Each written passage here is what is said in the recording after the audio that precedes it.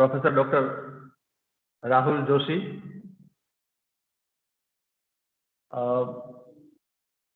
हिरजीभाई सिंह અને કોલેજના તમામ અધ્યાપક મિત્રો અને કવિતાની કુપળને સ્પર્શવા જે વિદ્યાર્થીઓ આ માધ્યમ દ્વારા ટીમ્સના માધ્યમ દ્વારા અહીંયા ઉપસ્થિત છે એ સૌના સ્મરણ સાથે મારો આ વિષય હું પ્રારંભ કરું। મૂળ વાત કાવ્ય સર્જન પ્રક્રિયાની છે અને એ પ્રક્રિયાને જાણ્યા પછી કાવ્ય સર્જન કેમ કરી શકાય એ મૂળ વાત છે। એના માટે રાહુલભાઈએ સુંદર શીર્ષક શોધી કાઢ્યું અને કવિતાની કુંપળ। કવિતાની પણ કુંપળ ફૂટતી હોય છે, જે રીતે વૃક્ષને કુંપળ ફૂટે એવી જ રીતે કવિતાની કુંપળ કવિને ફૂટતી હોય છે અને સ્વાભાવિક છે કે વૃક્ષને જ્યારે કુંપળ ફૂટે ત્યારે એ પુષ્પની પ્રારંભિક અવસ્થા હોય છે, પણ એ આગળ જતા પુષ્પ બને, એ આગળ જતા પર્ણ બને। એવી રીતે કવિતા પ્રારંભમાં વ્યક્તિમાં વિકસે, ખીલે, પછી વિકસે અને પછી એ રીતે પુષ્પનું સ્વરૂપ પ્રાપ્ત કરે। મિત્રો, કોઈ ટેકનિકલ પ્રોબ્લેમને કારણે મારો વિડીયો ઓન થતો નથી, પણ મારો અવાજ તમારા સુધી પહોંચતો હશે એવું માનું છું। મેં હમણાં કહ્યું કે મૂળ વાત કાવ્ય સર્જન પ્રક્રિયાની છે। કવિતા કઈ રીતે જન્મતી હોય છે આપણને આશ્ચર્ય થતો હોય। કવિતા છે શું?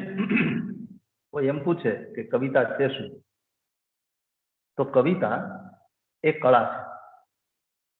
જેવી રીતે અન્ય ઘણી બધી કળાઓ છે એવી જ રીતે કવિતા પણ એક કળા છે। ઘણી બધી કવિતાઓ એટલે કઈ? તો ચિત્રકલા છે, સંગીત કલા છે, નૃત્ય કલા છે, શિલ્પ કલા છે। આ બધી કળાઓ છે, આ બધી લલિત કળાઓ કહેવાય છે, ફાઇન આર્ટ। આ બધી જ કળાઓના કલાકાર, આ બધી જ કલાઓના સર્જક, એ સર્જક કોઈને કોઈ માધ્યમ પસંદ કરી અને પોતાની કળાને અભિવ્યક્ત કરતા હોય। આ કળાઓ બહુ રોચક છે, રુચિપૂર્ણ, અને સાથે સાથે રાહુલભાઈ તમે મને સાંભળતા જશો, વચ્ચે કંઈ પણ પ્રકારનો પ્રશ્ન પ્રોબ્લેમ થાય, કોઈ ટેકનિકલ ઇસ્યુ, તો તે જ મને જાણ કરજો। जी बिल्कुल स्नेहल भाई, जी जी। આ બધી જ કળાઓ લલિત કળાઓ કહેવાય છે અને એ લલિત કળાઓના સર્જક કોઈને કોઈ માધ્યમ દ્વારા પોતાની કલાને પ્રસ્તુત કરે છે। તમને હું જે તુલના કરવા જાઉં છું સાહિત્ય કળા સાથે અન્ય કળાઓની, એમાં જરા રસ પડશે એટલા માટે કે અન્ય કળાઓ કરતા સાહિત્ય કળા કઈ રીતે જુદી પડે છે। વાત મેં કરી કોઈ માધ્યમ દ્વારા સર્જક પોતાની કળાને પ્રસ્તુત કરે છે, જેમ કે ચિત્રકલા છે, તો ચિત્રકલાને કયા માધ્યમ દ્વારા ચિત્રકાર પ્રસ્તુત કરે છે આપણી સામે? તો કે રંગ એનું માધ્યમ છે અને રંગ દ્વારા એ પોતાની કળાને અભિવ્યક્ત કરે છે। આ રંગ શેનાથી બને છે? રંગ માટીથી બને છે। આગળ જઈએ તો સંગીત કળામાં સૂરના માધ્યમ દ્વારા સંગીતકાર પોતાની કળા આપણી સામે પ્રગટ કરે। આગળ જઈએ તો શિલ્પકળામાં પથ્થરના માધ્યમ દ્વારા શિલ્પકાર, તમે જોયું છે ને કે શિલ્પકાર છે એ ટાંકણું અને હથોડી દ્વારા પથ્થરને ટોકી અને એમાંથી મૂર્તિ બનાવે। તો અલગ અલગ આ બધા જે કલાકારો છે એ બધા કલાકારો પોતપોતાનું કોઈ ચોક્કસ માધ્યમ લઈને બનાવતા હોય। શિલ્પકલાની વાત આવી એટલે મને એક મુક્તક યાદ આવે, બહુ સરસ મુક્તક લખ્યું છે એક કવિએ। કે જે પડ્યું પાનું નિભાવી જાણું છું, પડ્યું પાનું નિભાવી જાણું છું, જખમ દિલમાં સમાવી જાણું છું. પડ્યું પાનું નિભાવી જાણું છું, જખમ દિલમાં સમાવી જાણું છું. લોક ગણે જેને ફક્ત પથ્થર, શિલ્પ એમાંથી બનાવી જાણું છું. કેવી સુંદર વાત. આ કોઈ શિલ્પકારની અભિવ્યક્તિ છે. આ પુસ્તકમાં શિલ્પકાર પોતે જાણે કહેતો હોય કે લોકો જેને ખાલી પથ્થર ગણે છે, હું તો એમાંથી શિલ્પ બનાવી જાણું છું. તો કંઈક આવી જ વાત. તમે જુઓ કે બધાના માધ્યમો છે ને એ આપણે કે રો મટીરિયલ, એ બધાના રો મટીરિયલ. ચિત્રકાર હોય તો એનું રો મટીરિયલ રંગ છે, શિલ્પકાર હોય તો એનું રો મટીરિયલ પથ્થર છે. પણ તમે જુઓ કે એક જ એવી કળા છે, સાહિત્ય કળા, કે જેનું રો મટીરિયલ એ વર્ડ છે, વર્ડ, શબ્દ. અને આ શબ્દ ક્યાંથી નીકળે છે? મનુષ્યની નાભીમાંથી. તમે જો શબ્દને બ્રહ્મ કીધો છે, નાદ બ્રહ્મ, શબ્દ બ્રહ્મ. જેની બ્રહ્મ તરીકે ઉપાસના થાય છે એવા શબ્દને ખપમાં લેવાના. સાહિત્યકારે, કવિએ રંગને ખપમાં નથી લેવાનો.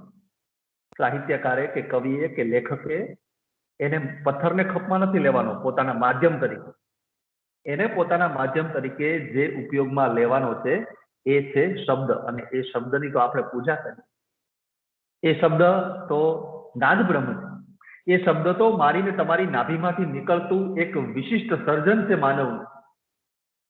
માનવનું સર્જન છે એમ કહું છું. ઈશ્વરે આપેલો નથી શબ્દ આપણને. ઈશ્વરે માત્ર આપણને દેહ આપ્યો છે. ઈશ્વરે આપણને શરીર આપ્યું છે. પણ શબ્દ તો માણસની પોતાની શોધ છે. એ માણસની જે પોતાની શોધ છે એ શબ્દને માધ્યમ બનાવીને કવિએ કવિતા લખવાની છે. અને એ એટલી નાજુક છે. આમ તો જગતના તમામ ધ્વનિઓ એક પ્રકારના કવિતા પદાર્થ જ છે. ઉદયમ ઠક્કર નામના અમારા એક વડીલ કવિ છે, એ કહે છે કે કવિતા કરે છે પંખીઓ તો પણ કવિ ક્યાં છે? કવિતા કરે છે પંખીઓ તો પણ કવિ ક્યાં છે? ટહુકાઓની નીચે નામ સરનામું સહી ક્યાં છે? પંખીના દરેક ટહુકાઓ છે એ કવિતા જ છે. બસ ખાલી એના ટહુકાઓ નીચે કોઈનું નામ સહી સરનામું. જગતના તમામ ધ્વનિઓ આ રીતે, આ અર્થમાં કવિતા છે. પણ આપણે તો એક વસ્તુ એ ધ્યાનમાં રાખવાની કે જે સાર્થ વસ્તુ હોય, જે અર્થવાળી વસ્તુ હોય, એ કવિતા છે. આપણે આ આખો ઉપક્રમ જે કવિતાની કુપળ નામનો રચ્યો છે, એની પાછળનો આપણો હેતુ તો માત્ર એટલો જ છે કે આપણે કવિતા લખતા શીખીએ, આપણે કવિતા કરતા થઈએ. આવું તો કરી શકશું, કવિતાના લેખન ક્ષેત્રમાં પગલું તો માંડી શકશું કે જો પ્રારંભે આપણે કવિતાને સમજી શકશું, પ્રારંભે જો આપણે કવિતાને પામી શકશું. આ એક ઉપક્રમ આજનો ભૂમિકા રૂપ એ છે કે તમને કવિતા એટલે શું એની હું તમને વાત કરું. કવિતા કઈ રીતે થાય એની વાત કરું, અને પછી કઈ રીતે કવિતા કઈ રીતે લખાય એની હું તમને વાત કરું. આમ તો ઇંગ્લિશમાં એવી કહેવત થઈ ગઈ છે કે પોએટ્સ આર બોર્ન નોટ મેડ. કવિઓ જન્મે છે, બનતા નથી, એવું કહેવાય છે. કવિઓને બનાવી ન શકાય. જો અત્યારે હું તમારી સામે આ ઉપક્રમ કરું છું તો એનો મતલબ એમ કે હું કવિઓ બનાવવાનો ઉપક્રમ કરું. તો ઇંગ્લિશમાં તો આવું કહેવું છે, અને એને સપોર્ટ તો આપણું ભારતીય શાસ્ત્ર પણ આપે છે, કાવ્યશાસ્ત્ર, કે કવિઓ જન્મે છે, બનતા નથી. Poets are born. કોઈ પણ કવિ જન્મથી જ કવિ હોય, પછી એને બનાવી ન શકાય. હા, એ વાત સાચી. આ વાત સાથે આપણે સંમત છીએ. પણ ખબર કેમ પડે?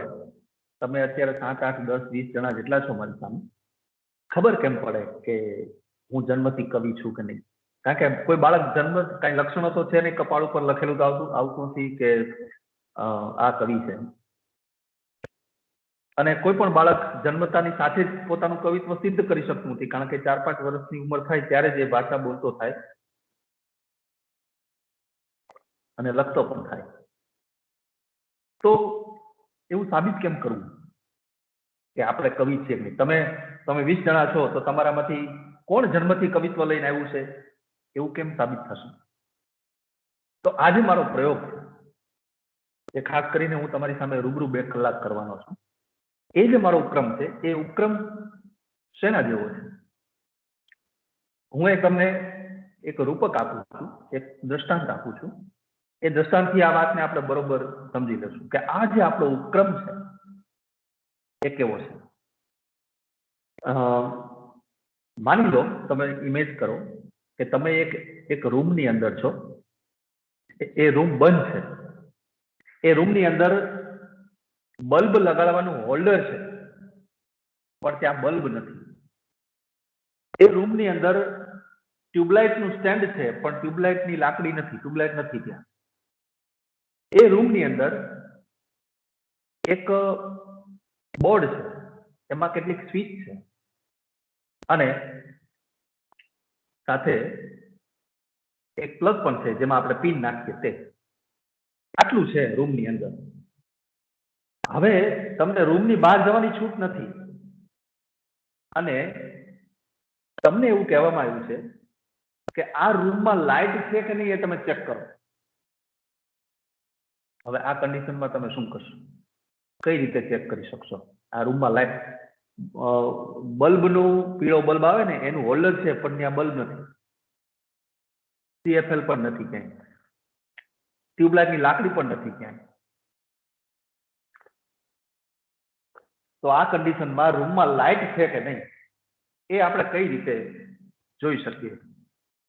કઈ રીતે ખરાઈ કરી શકીએ કે રૂમમાં લાઇટ છે કે નહીં? સ્વિચ ચાલુ કરવા જઈએ છીએ પણ હોલ્ડરમાં બલ્બ નથી, ટ્યુબલાઇટની સ્વિચ ચાલુ કરવા જઈએ છીએ પણ એની પેલી નથી. તો આ કન્ડિશનમાં, આ સિચ્યુએશનમાં રૂમમાં લાઇટ છે કે નહીં એ જાણવા માટે આપણે શું કરવું? તો તમે થોડુંક કંઈક ટેબલમાં આડાવડા ખાખા ખોલા કરો, ટેબલનું ખાનું ખોલો, આમ કરો તેમ કરો, અને એમ કરતા કરતા તમને તમારા માટે ઓલરેડી તમને પ્રશ્ન કરતા એ આ વ્યવસ્થા રાખી જ છે, ત્યાં છુપાવીને એક યંત્ર રાખ્યું છે કે જે યંત્રથી તમે કહી શકો કે રૂમમાં લાઇટ છે કે નહીં. તમે ટેબલના ખાના ખોલો એટલે તમને એમાં મળે એક ડિસ્મિસ જેવું. એ ડિસ્મિસનું નામ છે ટેસ્ટર. બરોબર? એ યંત્રનું નામ છે ટેસ્ટર. એ ટેસ્ટર તમને મળે એટલે તમને ખબર પડે કે આ ટેસ્ટરને હું સામે બોર્ડમાં જે પેલી પિન ભરાવાનું હોલ્ડર છે એમાં હું નાખીશ તો મને ખબર પડશે કે લાઇટ છે કે નહીં. એટલે તમે ટેસ્ટર હાથમાં લ્યો છો, તમે બોર્ડ પાસે જાઓ છો અને બોર્ડના પિનના હોલમાં તમે ડિસ્મિસ ભરાવો, પાછળ તમે આંગળી રાખો એટલે એ લીલા કલરના ડિસ્મિસમાં, ટેસ્ટરમાં વચ્ચે ફિલામેન્ટ થાય, ફિલામેન્ટ લાઇટ થાય. તમે બરોબર પાછળ આંગળી રાખો તો આ તમે જોયું હશે, આ પ્રકારનું યંત્ર જેને ટેસ્ટર કહેવાય. જો લાઇટ થાય પાછળ તો તમારે સમજવાનું કે રૂમમાં લાઇટ છે, અને જો પાછળ લાઇટ ન થાય, ફિલામેન્ટ ન થાય, તો તમારે સમજવાનું કે રૂમમાં લાઇટ નથી. એટલે તમે તમારો નિર્ણય જાહેર કરી દો બહાર કે હા લાઇટ છે અથવા તો હા લાઇટ નથી. આ ટેસ્ટર. મારું જે આ કામ છે, જે આ શિબિર કરવાનું કે જે આ વર્કશોપ કરવાનું, એ વર્કશોપનું કામ એટલું છે કે તમારામાં કાવ્ય સર્જન કરવાની શક્તિ પડેલી છે કે નહીં એના માટેનું એક ટેસ્ટર અડાડવાનું આ કામ છે. મારો આજનો કલાક ને કાલની 2 કલાક, એ 3 કલાકમાં મારે જે કામ કરવાનું છે એ ટેસ્ટર અડાડવાનું કામ કરવાનું છે. તમે 20 જણા હોય તો 20 ને મારે ટેસ્ટર અડાડી જોવાનું. અને જેનામાં લાઇટ થશે એ કવિતા લખી શકશે, અને જેનામાં લાઇટ નહીં થાય એ કવિતા નહીં લખી શકે. ખબર પડી જશે કે કોને જન્મથી કવિત્વ મળેલું છે. પોએટ્સ આર બોર્ન નોટ મેડ વાત સાચી. કવિઓ જન્મે જ છે, બનતા નથી. મારી પાસે એવી જાદુની લાકડી નથી કે હું તમને કવિતા લખતા કરી દઉં. મારી પાસે એવી કોઈ વ્યવસ્થા નથી સાહિત્યિક કે જેને કારણે હું તમને કવિતા લખતા કરી દઉં. હા, પણ મારી પાસે આ એક સાહિત્યિક ટેસ્ટર છે કે હું માપી દઉં તમને કે તમે કવિતા કરી શકશો કે નહીં કરી શકો. તમારામાં જન્મદત્ત કવિત્વના સંસ્કાર પડેલા છે કે નથી પડેલા એ હું તમને માપી દઉં. એ હું તમને પ્રયોગ કરાવું અને એ પ્રયોગ કરતા કરતા તમારામાંથી કેટલાક કવિતા આ વર્કશોપમાં લખતા થઈ જાય એને એવું સમજવાનું. કારણ કે તમે 20-25 જણા હોય તો સ્વાભાવિક છે કે 25 જણા આ વર્કશોપમાં બેઠા હોય તો 25 જણા તો કઈ કવિતા નહીં લખી શકે.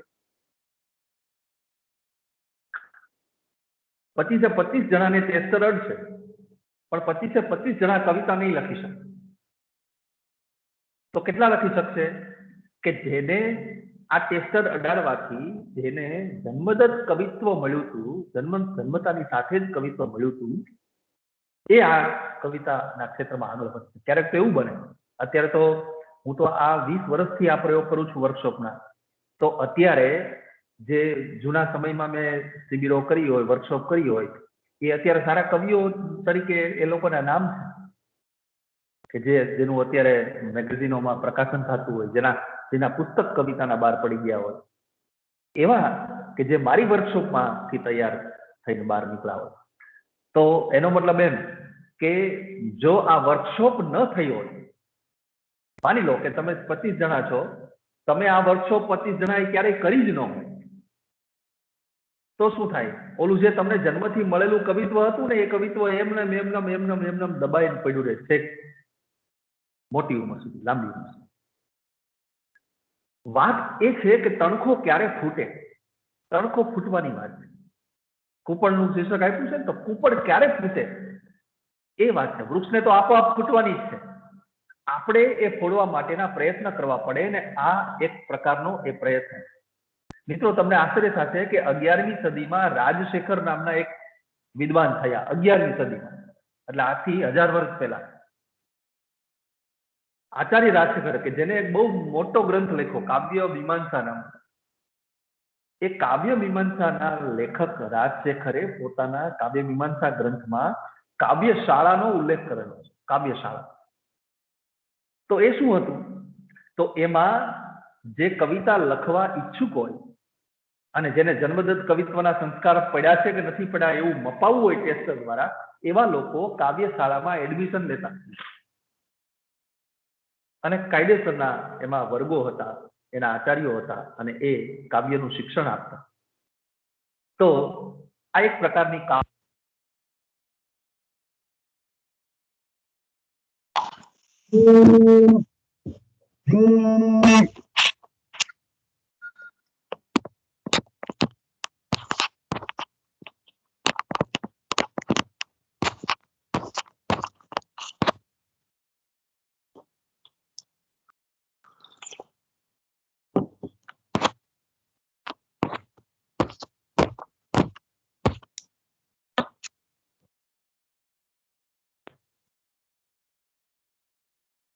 સોરી મિત્રો, માફ કરજો.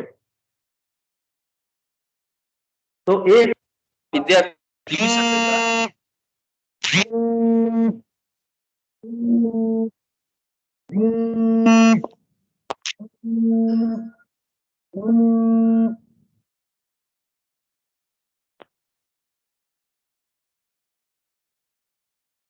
સંભળાય છે મારો અવાજ બધા? રાહુલભાઈ,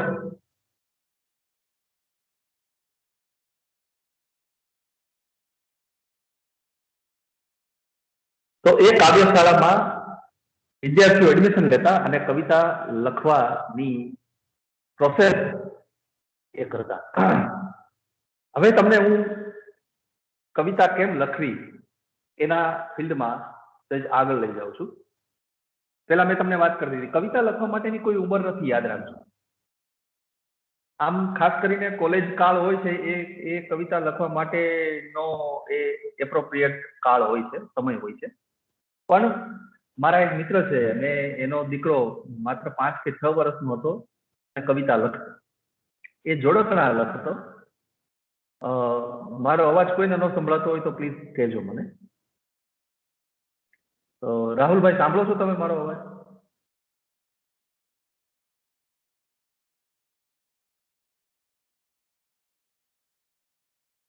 કોઈ પણ એક વ્યક્તિ કહેશો મારો અવાજ સંભળાતો હોય એવા? હા સર, સંભળાય છે. હા, તો એ 5 વર્ષનો બાળક છે એ જોડકણા ધરતો અને કવિતા લખતો.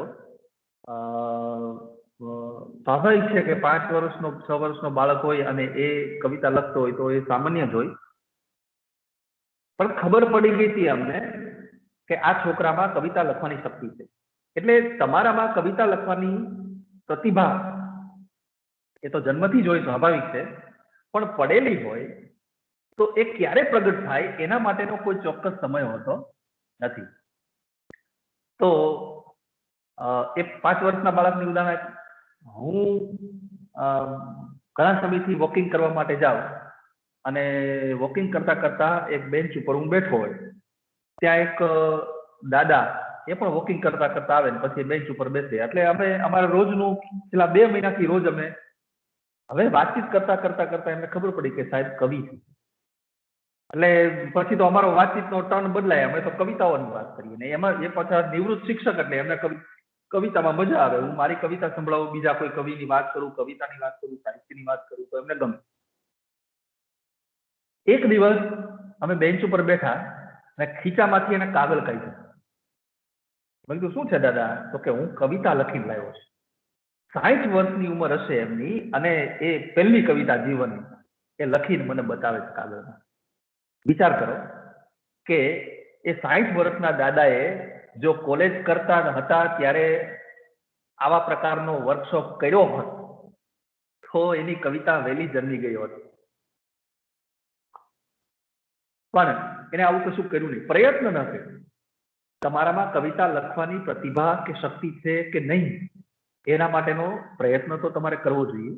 તો હું છેલ્લા 20 વર્ષથી આવા પ્રયોગો કરું અને વિદ્યાર્થીઓને પોતાનામાં કવિતા લખવા માટેની, કારણ કે એમાં 2 પ્રકારની શક્તિ હોય છે. મેં હમણાં રાજશેખરની વાત કરી કાવ્ય મીમાંસા, તો એને 2 પ્રકારની પ્રતિભાની વાત કરી.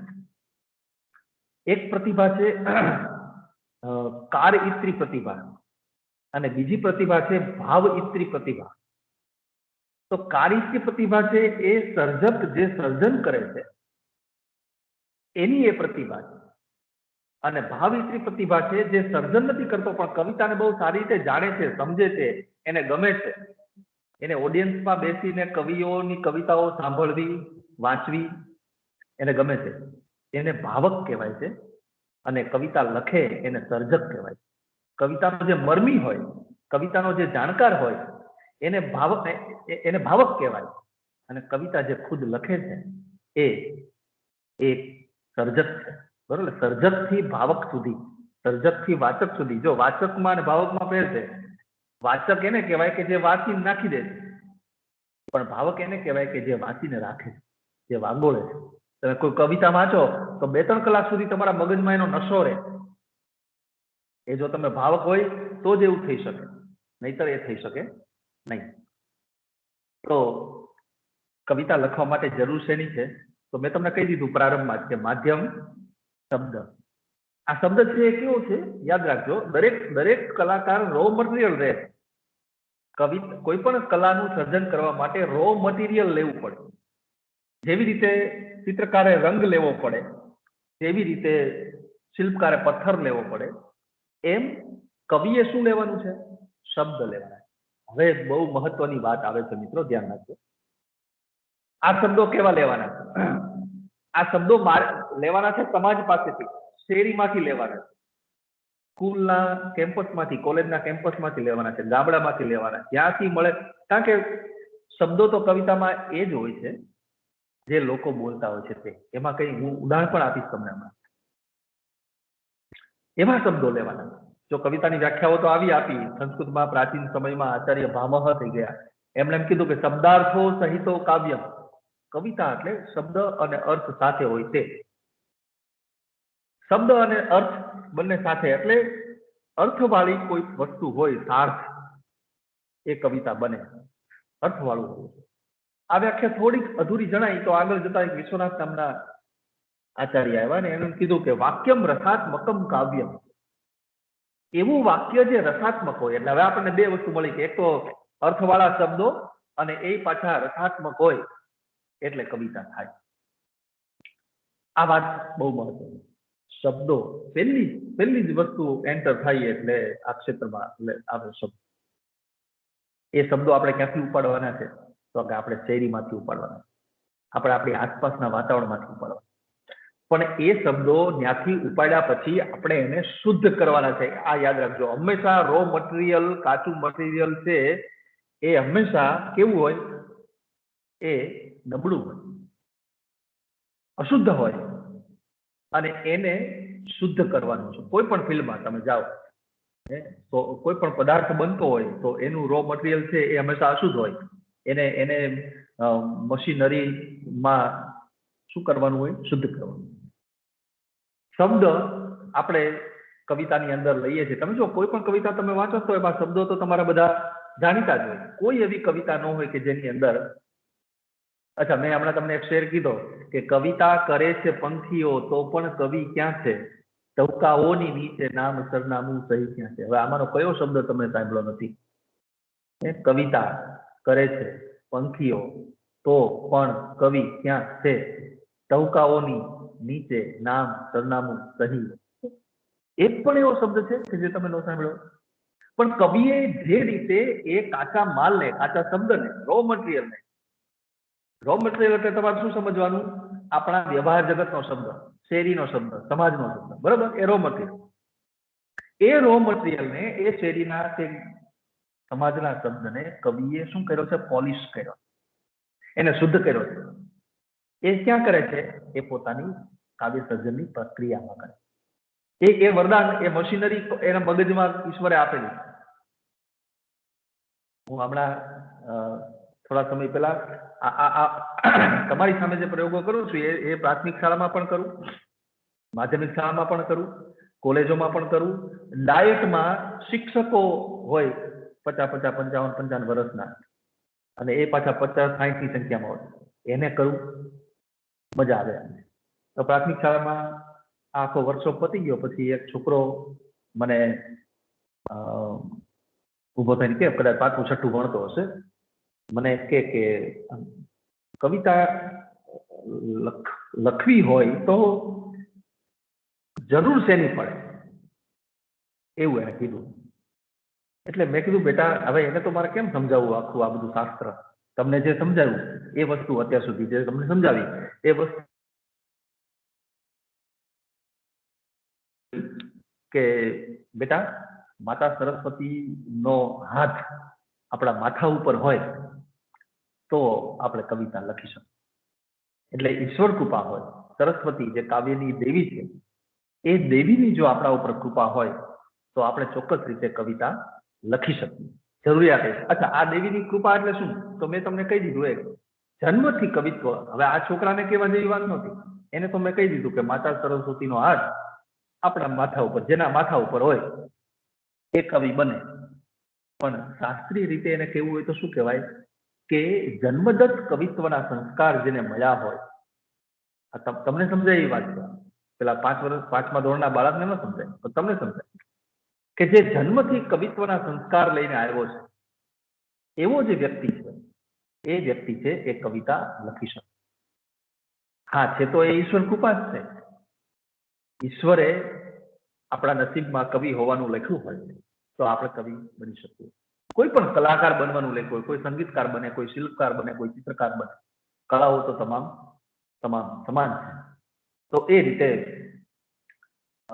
શબ્દ અને અર્થ, અને એ શબ્દ પણ આપણે કેવો પસંદ કરવાનો? તો આપણા સમાજમાં છે એ જ, પણ એને કવિતાની અંદર એને એવી રીતે મૂકવાના કે જે કવિતા બને.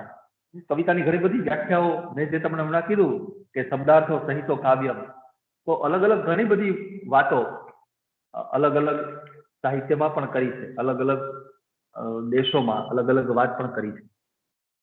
એવું પણ કહ્યું છે કે જે અંદરથી વિલિયમ વર્ડસવર્થ નામનો એક કવિ અને શાસ્ત્રકાર થયો પશ્ચિમમાં, એટલે કે બ્રિટનમાં, એને એવું કહ્યું કે કવિતા એ અંતઃસ્ફૂર્ણાનો એક એવો પ્રવાહ છે કે જે એકાએક ઉભરો આવતા એકાએક બહાર નીકળી જાય. તો આ જે પ્રવાહ છે એ શું છે?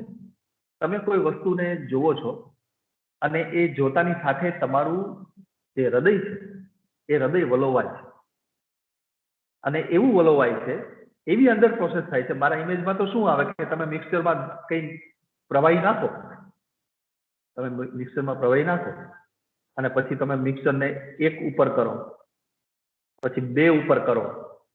જો 1 ઉપર કરો એટલે સ્પીડ આવે, 2 ઉપર કરો એટલે વધારે સ્પીડ આવે, અને 3 ઉપર કરો એટલે એટલી સ્પીડ આવે. જો તમે માથે એનું જે ટોપ હોય ત્યાં તમે હાથ ન રાખ્યો અને 3 ઉપર કરો તો શું થાય? ઉપરનું માથાનું ઢાંકણું ઉડે, અંદરનું દૂધ ઉડે, જે કઈ પ્રવાહી હોય ઉડે. તો એ શું થયું? ઓવરફ્લો. કોઈ પણ વસ્તુ ઓવરફ્લો થાય ત્યારે એક સાથે પ્રવાહિત થઈને બહાર નીકળી જાય. એવી જ રીતે અંદર તમારું સંવેદન, તમારી પીડા, તમારી વ્યથા જે કઈ હોય છે એ અંદર એટલું બધું ઘમરોળાય કે એક સમય એવો આવે કે એ બહાર નીકળી જાય. અને બહાર ક્યાં નીકળે? કાગળ ઉપર શબ્દોથી કવિતાના સ્વરૂપમાં એ બહાર નીકળી જાય. પણ આ થવું એ જરૂરી છે, આ ફિલિંગ થવું જરૂરી છે. તમને એ અવસ્થા આવવી એ જરૂરી છે કે તમે કોઈનું દુઃખ જોઈ અને તમે પીડિત થાવ. વાલ્મીકીએ પક્ષીને વિંધાતું જોઈને પીડા અનુભવી, દુઃખી થયા અને પરિણામે કવિતા લખી. કોઈ પણ મનુષ્ય, તમે રોડ ઉપર કૂતરાને મરતું જોવો અને તમને વેદના થાય, બધાને નથી થતી આ વેદના. ઈશ્વરે આ સંવેદન કહેવાય એને, આ સંવેદન અનુભવવાનું ભાગ્ય સૌ કોઈને નથી આપ્યું, કોઈને જ આપ્યું છે. અને આ કોઈ જ આગળ જતા કવિ બનતા હોય. તો એ કવિતા લખી શકે છે કે જે બીજાની પીડા છે એ બીજાને સહન કરી શકે. આ ક્ષેત્રમાં પ્રવેશ આપણે કરીએ છીએ. કવિતા તમે બધા જ આમાં જોડાયા છો એનો મતલબ એમ કે તમે બધા કવિતા લખવા માટે ઉત્સુક છો. તો આ ફિલ્ડમાં જ્યારે આપણે પ્રવેશ કરીએ છીએ, કવિતા કેમ લખવી એમાં આપણે આગળ વધીએ છીએ, ત્યારે 2-3 વાત જેને કહેવાય ને ચેતવણી, તો એ અર્થમાં હું તમને જરા કહું તો એ કવિ એવું કીધું છે, રમેશ પારેખ નું નામ તો તમે સાંભળ્યું હોય, આપણી ભાષાના બહુ ઊંચા કવિ. એ કહે છે કે જાવું બહુ કઠિન છે, કાગળ સુધી તો જા. એ પોતે ચેતવણી આપે કવિ ખુદ કે કાગળ સુધી જવું બહુ કઠિન છે, જઈ શકાતું નથી બહુ સરળતા. પણ એકવાર ગયા પછી જે એની પ્રાપ્તિનો આનંદ હોય છે એ વિશેષ હોય.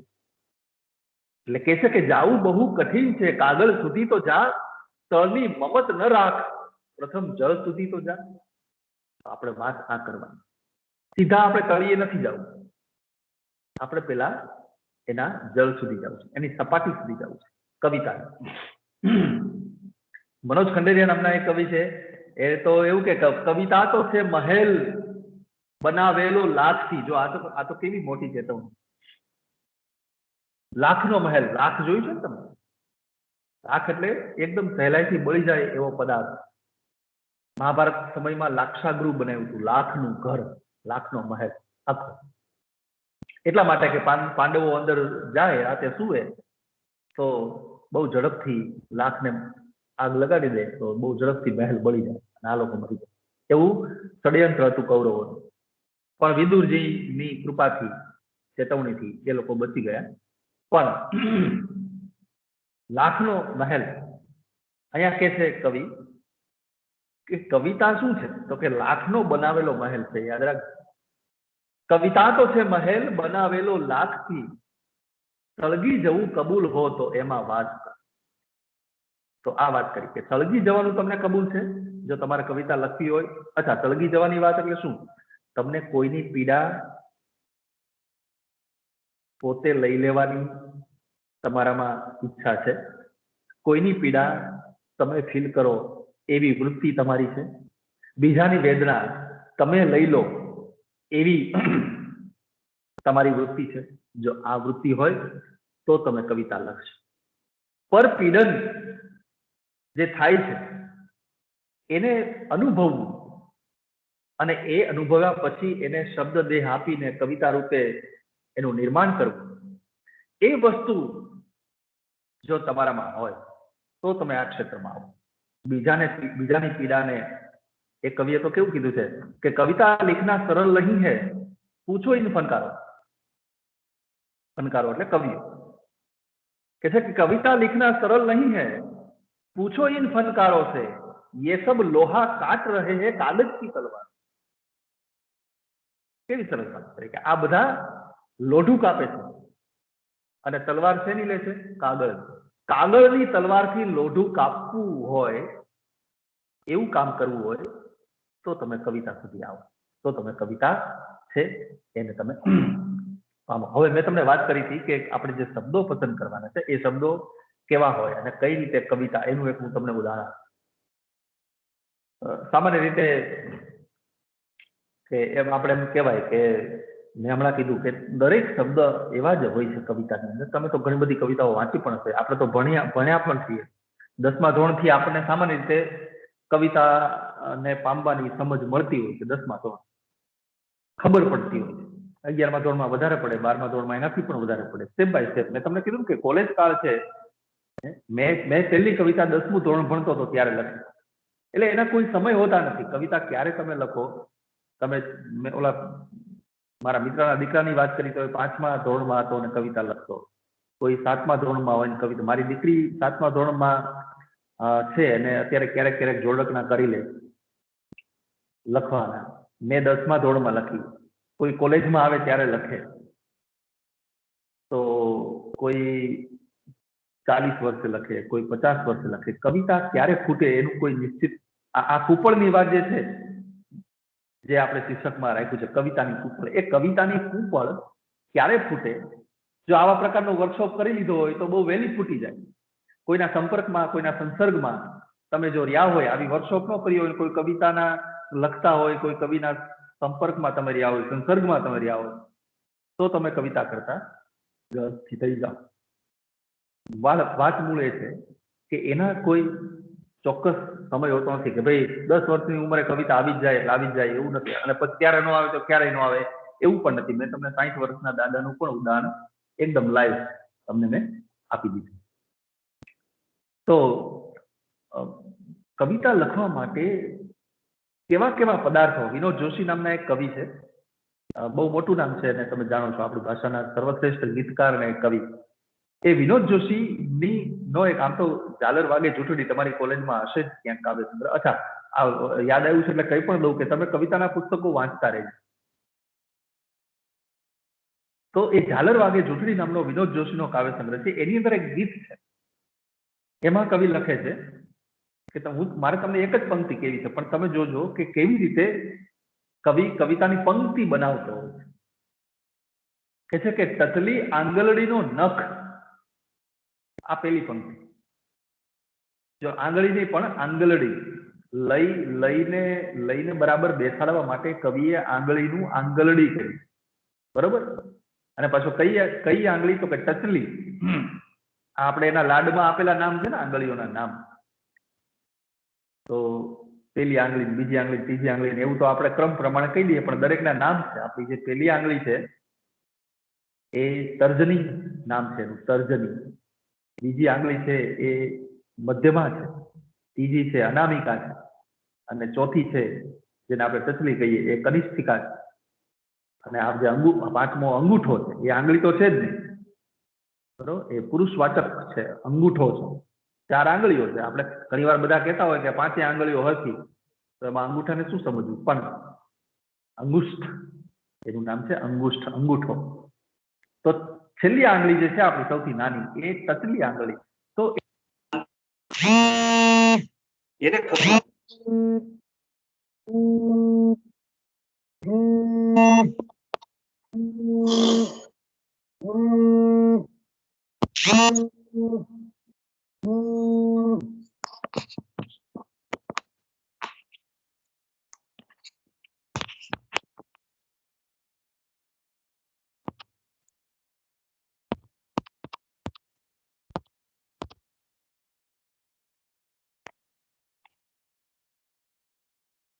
હા, સોરી ફોર ડિસ્ટર્બન્સ. તો કવિએ શું લખ્યું? ટચલી આંગળીનો નખ લટમાં પરોવી હું તો બેઠી સજન, મને એકવાર કાગળ તો લખ. ટચલી આંગળીનો નખ, તો તમે જુઓ કે આની અંદર ટચલી આંગળીનું શું કર્યું કવિએ? આંગળડી કર્યું. નખ. હવે મૂળ વાત તો એ છે કે કવિતાની અંદર પંક્તિની અંદર જે પદાર્થ કવિએ લીધો એ પદાર્થ શું છે? એ નખ છે. સામાન્ય રીતે નખ છે એ આપણને આંગળીમાં હોય ત્યાં સુધી ગમે, પણ આંગળીમાં ન હોય ત્યારે એ નખને આપણે ધિક્કારીએ. તમારી આંગળીમાં જ્યાં સુધી હોય ત્યાં સુધી બહેનો તો સરસ રીતે એને શેપ આપતી હોય કે એમાં એને પોલિશ નેલ પોલિશ કરતી હોય. નેલ પોલિશ કર્યા પછી પણ ઘણું બધું થાય છે હવે તો માટે.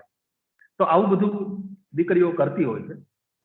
તો જ્યાં સુધી એ હાથમાં હોય ત્યાં સુધી. અચ્છા, તમે માનો કે નેલ કટરથી અથવા તો બાય ચાન્સ કોઈ રીતે નખ કપાઈ ગયો અને જમીન ઉપર પડ્યો, લાદી ઉપર પડ્યો,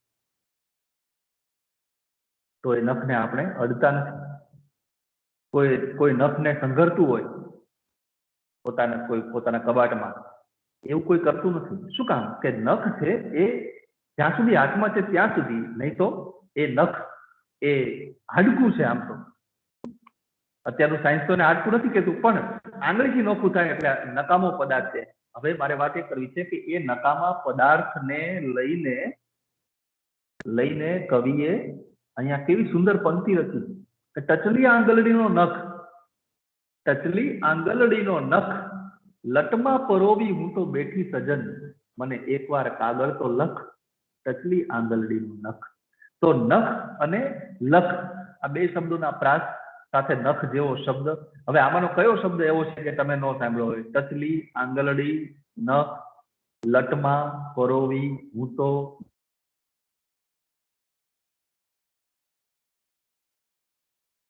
આમાંનો કયો શબ્દ છે કે જે અજાણ્યો છે આપણા માટે? પણ છતાંય કવિએ પંક્તિમાં એ શબ્દોને એવી રીતે મૂક્યા છે કે જે કવિતા બને છે. તો તમે જુઓ ને કે જે એ જ શબ્દો, કયા શબ્દો છે? સમાજના શબ્દો, વ્યવહાર જગતના શબ્દો, એના એ બેઠા આમાં છે. પણ કવિએ એને એવી રીતે મૂક્યા છે. તો એવી રીતે મૂક્યા છે એટલે કેવી રીતે? તો કહે છે કે એને પોલિશ કરીને, એને ગાળીને, ચાળીને, શુદ્ધ બનાવીને મૂક્યા છે. કવિએ એને અહીંયા શુદ્ધ બનાવીને મૂક્યા છે. આવી રીતે ઘણા બધા ઉદાહરણો હોઈ શકે. કવિતા, અચ્છા, બીજું કે કવિતાની અંદર કોઈ વાત તમારે ગદ્યમાં નથી કહેવાની, કોઈ સ્ટેટમેન્ટ, વિધાન નથી કરવાનું. દાખલા તરીકે કોઈ કવિતા લખવાની શરૂઆત કરે અને એમાં એમ લખે કે સવાર પડ્યું ને ગામ આખું પોતપોતાના કામે વળગ્યું. સવાર પડ્યું ને ગામ આખું પોતપોતાના કામે વળગ્યું. આવી કોઈ કવિતાની શરૂઆત કરે તો આ કવિતા કહેવાય નહીં. શું કામ?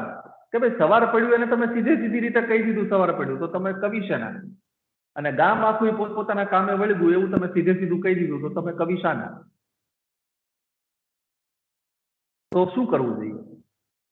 તો એને કાવ્યાત્મક રીતે કહેવું જોઈએ. આ તો તમે ગદ્યમય રીતે, વાર્તાની રીતે કીધું, વિધાન બનાવ્યું, સ્ટેટમેન્ટ બનાવ્યું. તમારે શું કરવું જોઈએ? તો તમારે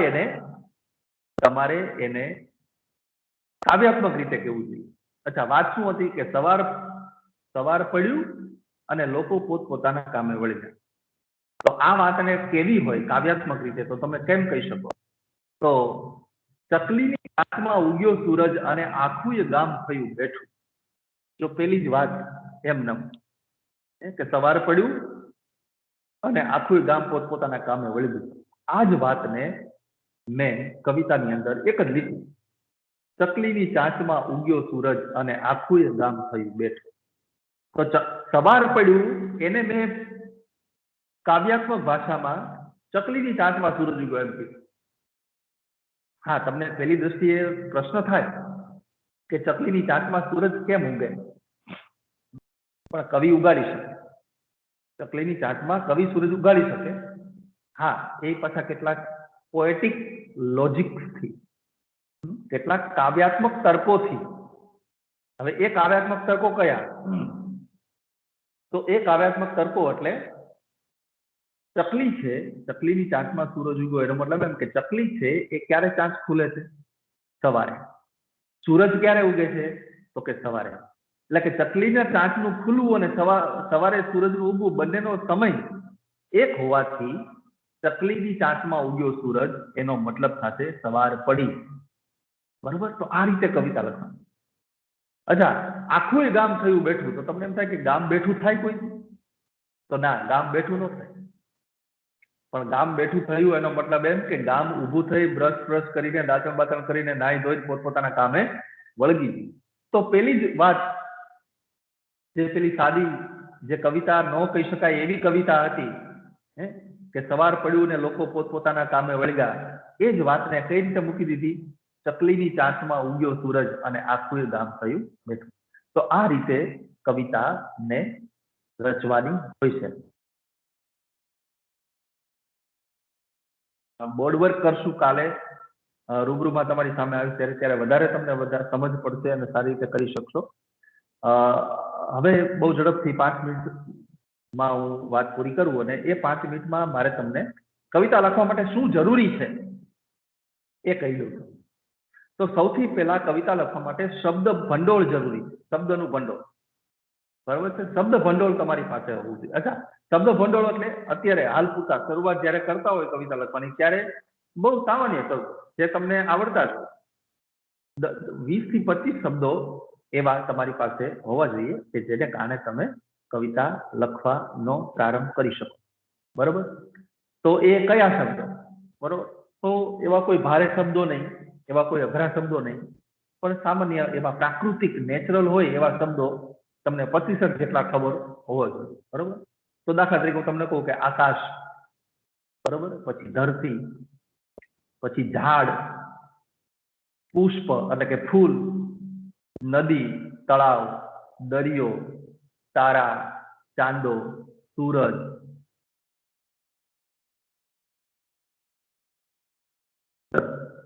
કિનારો, નદી, રેતી, પંખી, પછી અવાજ, પછી હરણ અથવા તો જંગલ, બધા પ્રાણીઓ. તો તમે જો આવા શબ્દો ભેગા કરો તો સ્વાભાવિક છે કે કેટલા શબ્દો થઈ જાય? 25 શબ્દો થઈ જાય. બરોબર? તો એ 25 શબ્દો તમારે વિચારી રાખવા. વધારે વિચારો અને વધારે સમય તમારી કેવી નોટ છે એમાં તમે રાખો તો એ તમારા માટે સારું. હવે એક બીજી વાત, અચ્છા, હું તમને સાથે કહી દઉં અત્યારે કે તમે કાલે હોમવર્ક, એઝ એ હોમવર્ક, કાલનું ગૃહ કાર્ય, કે તમે તમારી નોટમાં, તમે કાલે મારી સામે બેસો બેન્ચ ઉપર, ત્યારે તમારી પાસે એક નોટ રાખજો અને એ નોટમાં તમે આજે જે કાંઈ ઉતાર્યું હોય, હું બોલ્યો એમાંથી, એ તો ખરું જ, પણ સાથે આટલું એક હોમવર્ક તમે કરજો. 25 શબ્દો તમે લખતા આવજો. બરોબર છે? 25 શબ્દો. મેં તમને એમાં તો 10 જેટલા તો કહી દીધા: નદી, તળાવ, દરિયો, આકાશ, ધરતી વગેરે વગેરે. બરોબર? હવે વાત બીજી કે જેટલા શબ્દો હોય એના સમાનાર્થી શબ્દો તમને ખબર છે ને, પર્યાયવાચી શબ્દો આવે શબ્દના, એ જેટલી તમને ખબર હોય એટલી તમારા માટે ખૂબ સારું. સમાનાર્થી શબ્દોની જેટલી તમને ખબર હોય એટલી વધારે સારું. દાખલા તરીકે આકાશ છે, તો આકાશ ના સમાનાર્થી શબ્દો કયા છે? તો કે આકાશનું નભ, ગગન. બરોબર? પછી ઘણા બધા હજી પણ હશે. પછી નદી, તો કે સરિતા. બરોબર? પર્યાયવાચી શબ્દ નદી. દરિયો, તો દરિયો એટલે સાગર, સમુદ્ર, સમુંદર. બરોબર? વૃક્ષ, તો એના પર્યાયવાચી તો કે ઝાડ. ફૂલ, તો પુષ્પ, કુસુમ. જેટલા યાદ આવે એટલા. પણ આટલા આવા દરેક શબ્દોના એક બે ત્રણ ચાર સમાનાર્થી શબ્દો. એવું બને કે એક શબ્દના તો કેટલાય સમાનાર્થી શબ્દો હોય, એક શબ્દના 2-3 જ હોય. પણ સમાનાર્થી શબ્દો આ ક્યાં કામ આવે? કે કાવ્ય પંક્તિ લખતા હોય તમે ત્યારે એમાં કોઈ શબ્દો બદલવા પડે.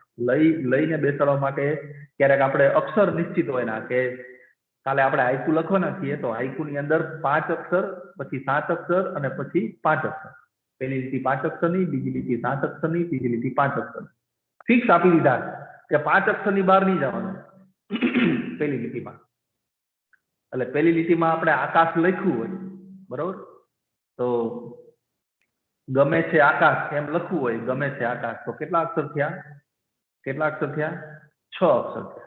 ગમે છે 3, આકાશ 3, 6 અક્ષર થયા પહેલી લીટીમાં. આપણે જોઈ કેટલા હાઈકુ બનાવતી વખતે 5 અક્ષર જોઈ પહેલી લીટી. તો ગમે છે આકાશ, તો આકાશનો આપણને સમાનાર્થી ખબર હોય કે નભ, તો આપણે ગમે છે નભ લખી નાખીએ. બરોબર, ગમે છે નભ 5 અક્ષર થઈ ગયા. તો સમાનાર્થી શબ્દો આ રીતે.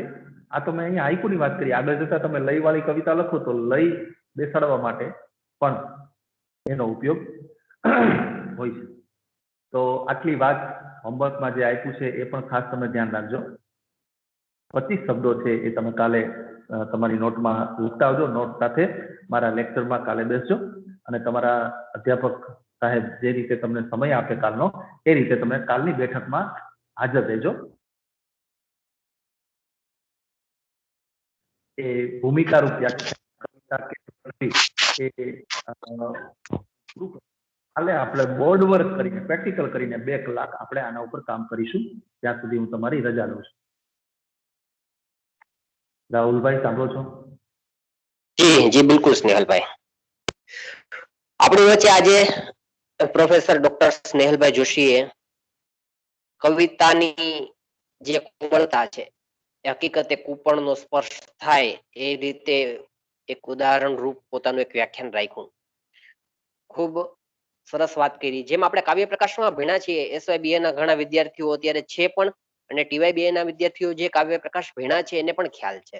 શક્તિ, નિપુણતા અને અભ્યાસ, કાવ્યના ઉત્પત્તિના જે 3 હેતુ છે, એમાં જે શક્તિ છે એ શક્તિ જન્મજાત હોય છે. જેવી રીતે સ્નેહલભાઈ કીધું, એ આપણે લઈને જન્મમાં હોઈએ છીએ. જો એ શક્તિ હોય તો કાવ્યનું સર્જન થાય, અને શક્તિ વગર જો કોઈ કાવ્યનું સર્જન કરે છે તો એ કાવ્ય હાસ્યાસ્પદ બને છે. એવું વિધાન એ મમ્મટ કાવ્ય પ્રકાશમાં કરે છે. એ વાતને પૂરક સ્નેહલભાઈનું આજનું આ વ્યાખ્યાન રહ્યું. કાવ્યની ઝીણી ઝીણી સમજ છે, આપણી અંદર રહેલી વાત, આપણી અંદર રહેલા જે ગુણો છે, આ વાતથી એને આપણે થોડું આપણે કહીએ ને ટેસ્ટ કરવા, બરાબર, જેથી આપણી અંદર ક્યાંય કવિપણું રહેલું હોય એ શક્તિ સ્વાભાવિક આપણી સહ જન્મમાં હોય, આપણી સાથે જન્મેલી હોય, તો એને કેવી રીતના પુષ્પિત કરવી, એ કૂપણને કેવી રીતના ફૂલ બનાવવું, કેવી રીતના એને પુષ્પિત કરવું, એ આપણા માટેની આ કાર્યશાળાનો વિષય છે. આજે આપણે જે ટીમના માધ્યમથી મળ્યા છીએ, એવી જ રીતે આવતીકાલે આપણે આ રીતે મળવાનું નથી, પરંતુ રૂબરૂ મળવાનું છે. આપણો આ જે 2 દિવસની જે કાર્યશાળા છે, આજે 1 કલાકનું વ્યાખ્યાન રહ્યું હતું. કાલે આપણે 2 કલાક આ કાર્યશાળામાં જોડાવાનું છે, અને એ રૂબરૂ જે SYBA ના વિદ્યાર્થીઓ છે એને હજી અનુમતિ નથી, છતાં પણ આ કાર્યશાળા માટે એમણે રૂબરૂ આવવાનું છે કોલેજે. અને આપણે જે બપોરે જે રિસેસ પૂરી થાય છે 2 ને 5 થી, ત્યારથી આપણે 4:15 સુધી આપણું આ વ્યાખ્યાન આપણી કોલેજે રહેશે. તો સૌ વિદ્યાર્થીઓને અનુરોધ, જેમને આમાં ભાગ લીધો છે એ અચૂકપણે કાલે કોલેજ પર આવે.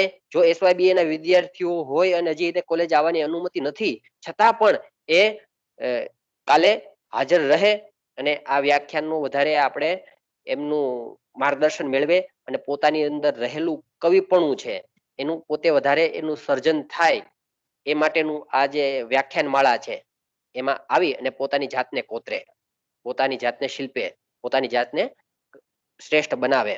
અને આના માટેના જે શિલ્પકાર છે એ સ્નેહલભાઈ જોશી, આજે એમણે માર્ગદર્શન આપ્યું, એટલે આપણે એને કોલેજ પરિવાર વતી હૃદયપૂર્વક આભાર માનીએ છીએ. ને કાલે આપણે રૂબરૂ આવવાના છે અને વધારે આપણને આ બાબતે આ વિષયને આગળ લઈ જવાના છે. એટલા માટે સમયસર સૌ આવી જાય. તો સ્નેહલભાઈ, આપનો ખૂબ હૃદયપૂર્વક અત્યારે આભાર વ્યક્ત કરું છું, અને કાલે ફરી આપણે રૂબરૂ મળીશ અને વધારે ખૂબ આનંદપ્રદ રહેશે.